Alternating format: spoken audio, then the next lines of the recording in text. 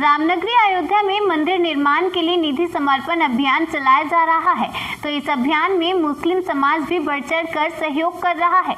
यह जानकारी श्री राम जन्मभूमि तीर्थ क्षेत्र ट्रस्ट के महासचिव चंपत राय ने मीडिया से मुखातिब होते हुए कही कि राम मंदिर निर्माण के लिए देश का प्रत्येक समाज दान दे रहा है। मुस्लिम समाज ने कल्पना से अधिक राम मंदिर के लिए निर्माण में सहयोग दिया है। उन्होंने कहा कि अयोध्या का मुस्लिम समाज भी राम मंदिर के लिए लगातार सहयोग कर रहा है। समाज के लोगों को राम मंदिर के विषय में पहले से जानकारी थी।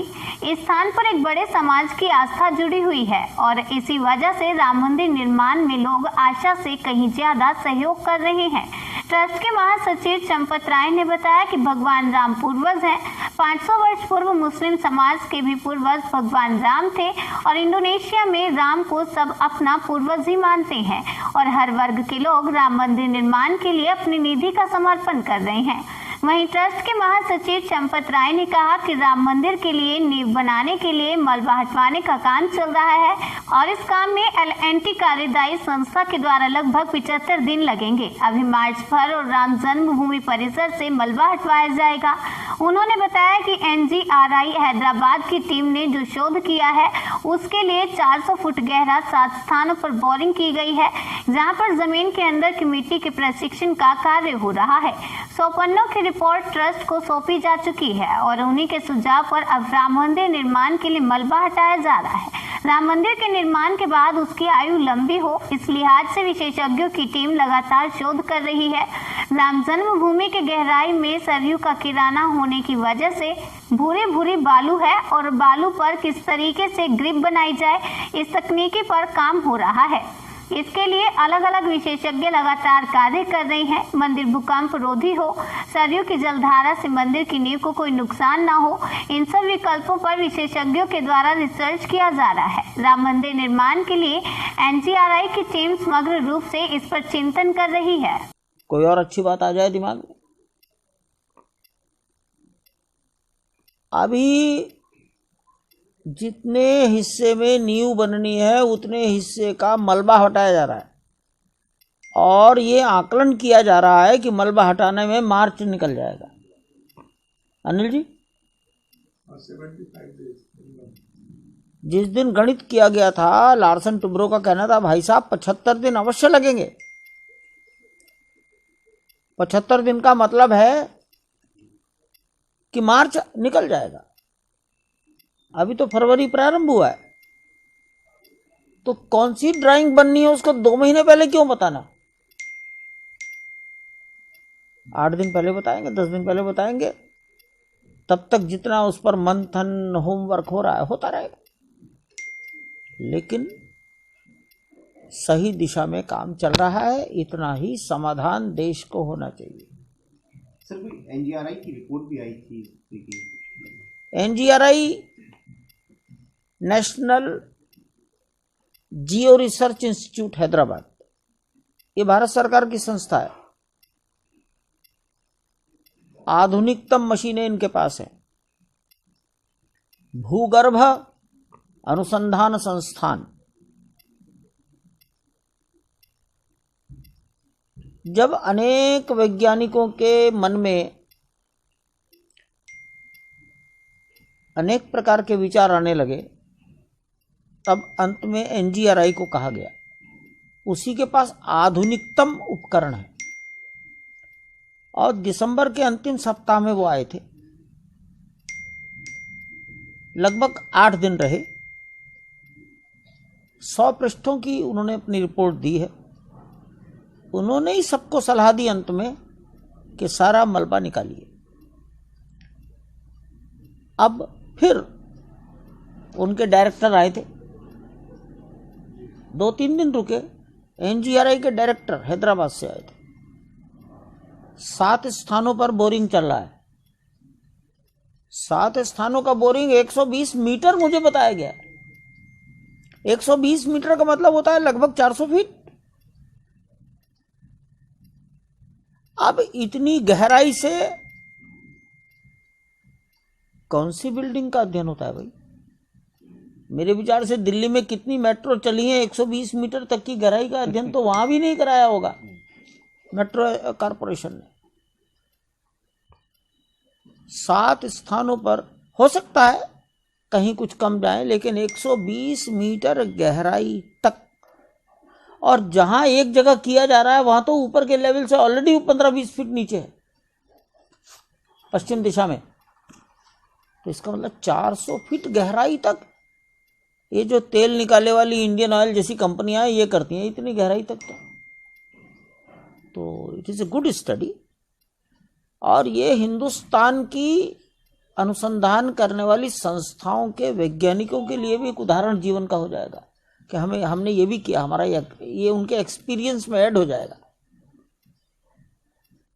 ये तो बहुत बड़ी बात है। सर उसमें अध्ययन किस तरीके की? अध्ययन के 2-3 प्रकार हैं। देखो, पहली प्रकार है बालू में टिकाऊपन कैसे आएगा। मट्टी में कोई चीज पकड़ लेती है, बालू ढीली होती है, लूज होती है, भुरभुरी होती है, उसमें किसी भी पकड़ नहीं आती। तो बालू का क्या करें। नंबर 2, नदी का किनारा है। नदी का किनारे का मतलब यह है कभी ना कभी सरयू यहीं बहती होगी। जैसे आज हम भरतकुटी में बैठे हैं, 1960 के पहले सरयू यहीं बहती थी। बाहर जो सड़क है उसका नाम है जानकी घाट। आज सरयू हमारे से उत्तर पूर्व दिशा में 1-2 किलोमीटर चली गई, तो सरयू कभी यहीं थी। सरयू दिशा कभी बदल सकती है 500 साल बाद। मंदिर की रक्षा करने का उपाय आज करो। ये दूसरा एंगल है। तीसरा एंगल है भूकंप आया। अयोध्या में शायद 200-250 साल का भूकंप का इतिहास नहीं है, लेकिन 500 साल तक भी नहीं आएगा। केदारनाथ में भूकंप कब आया? अचानक आ गया,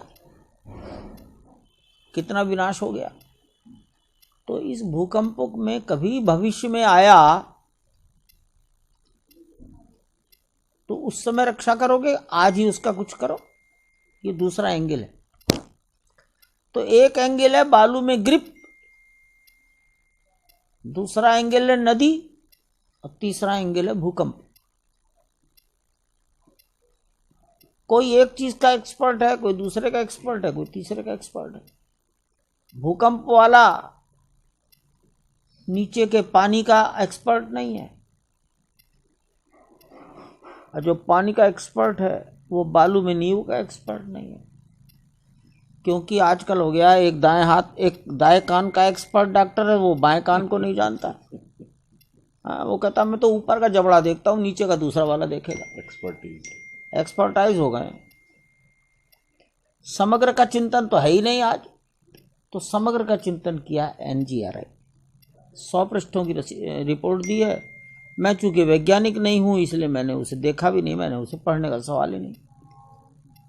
ऐसे ही पढ़ूंगा जैसे उपन्यास लड़के पढ़ लेते हैं, उसका कोई फायदा नहीं। सर एक लास्ट सवाल है। आज दिल्ली के पूर्व प्रदेश अध्यक्ष सतीश उपाध्याय जी आपको मिले समर्थन। मेरे पास दिल्ली के भाजपा के अध्यक्ष नहीं आए हैं, ये मेरे पुराने साथी आए हैं। मुसलमान आए। कौन थे? तुम थे? अजय, हम लोग थे, हम भी थे। मुस्लिम महिला आई जी। सबने दिया। बाजार बजाजा में एक मुसलमान की दुकान पर बुलाकर दिया गया मुझे। तो मैं यही कहूँगा, सारा समाज जितनी कल्पनाएं कर सकता है उससे ज़्यादा मिला है मुस्लिमों से। कल्पना आप करिए, मैं कहूँगा तुम्हारी कल्पना से ज़्यादा मिला है। सर पूरा समाज एक डोर में बन रहा है अगर माना जाए राम मंदिर। उसका कारण है राम हमारे आराध्य महापुरुष पूर्वज। मुस्लिमों में भी ये विचार है कि आज हम इस्लाम के अनुयायी हैं, लेकिन 500 साल पहले जो हमारे पूर्वज थे उनके आराध्य तो राम ही थे। हमारे पूर्वजों के पूर्वज तो राम ही हैं। ये जितना भाव जग रहा है, बबलू भाई बैठे हमारे पूर्वजों के पूर्वज तो राम ही थे। अन्यथा इंडोनेशिया के लोग मुस्लिम है ना, इस्लाम के अनुयायी हैं, परंतु रामचरितमानस और रामायण खेलते हैं ना। पात्र बनते हैं ना। कभी किसी ने पूछ लिया था, तुम तो मुस्लिम हो, तुम ये क्या राम करते हो? तो उन्होंने कहा था, हमने अपना उपासना बदली है, अपने बाप दादा नहीं बदले। तो इनके पूर्वजों के पूर्वज महापुरुष तो राम ही है। अगली बात, देश में सब सुख शांति से ही रहना चाहते। तुम लोगों की उम्र तो इतनी होगी ही, नहीं तो पिताजी से दादी से पूछना। मैंने तो 50 साल में सुना नहीं और 35 साल में कभी अयोध्या में कोई झगड़ा देखा नहीं। हाशिम अंसारी मुकदमा लड़ता था, कार में हमारे साथ बैठ के जाता था। एक बात है, पूछ लियो उसके पिता लड़के से। ये तो बताते थे, हैं? बताते थे। त्रिलोकी पांडे को फोन आया करता था, ए पांडे हमें भी ले चलियो। ठीक है, क्या बात। हाँ। तो वो पीता था बीड़ी, तो उसे बंडल भी देते थे। और वो यहाँ पर कहाँ बैठते थे? ज्ञानदास के यहाँ बैठते थे आकर। सबसे ज्यादा ठीक है, बैठकी वही थी, हनुमानगढ़ी में वही बैठ गए थे। परमहंस के यहाँ आते थे। परमहंस के यहाँ दोनों में गाली गलौच होता था। उसके बिना उनकी चाय मीठी नहीं लगती थी। ऐसी होता था यहाँ तो। मधुर संबंध थे। मधुर संबंध ऐसी होता है, जिनमें ज्यादा मधुरता होती है वो आप गाली गलौच तो करते हैं ना घर में, दोस्त भी करते हैं। देश में सब आराम से रहना चाहते। सब ये जानते थे कि इस स्थान को दे देना चाहिए। कोई ना कोई समाज बहुत बड़ा है, कोई ना कोई बाधक बन जाता था, और कोई बात नहीं। सब